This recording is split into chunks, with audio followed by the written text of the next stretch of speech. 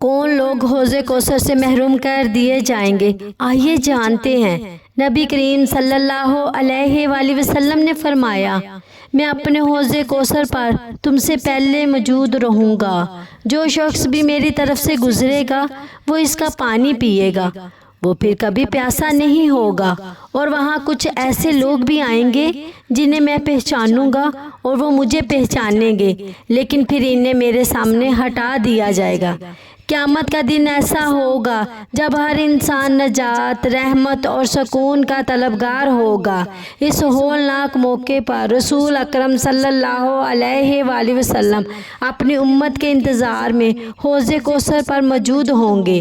یہ عظیم بشارت ہے کہ جو خوش نصیب وہاں پہنچ کر اس مبارک حوض سے پانی پیے گا، اسے پھر کبھی پیاس محسوس نہیں ہوگی۔ لیکن ایک اہم تنبیہ بھی موجود ہے کہ کچھ لوگ ایسے ہوں گے جو بظاہر امت محمدیہ صلی اللہ علیہ وآلہ وسلم میں شمار ہوں گے۔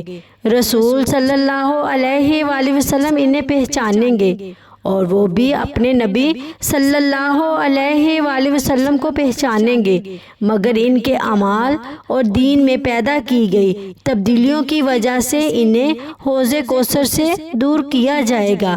یہ حدیث ہمیں دعوت دیتی ہے کہ ہم سنت نبوی صلی اللہ علیہ وآلہ وسلم کو مضبوطی سے تھامیں، اپنے عقیدے اور اعمال کی حفاظت کریں اور ایسی زندگی گزاریں جو قیامت کے دن رسول صلی اللہ علیہ وآلہ وسلم کی شفاعت اور قربت کا ذریعہ بنے۔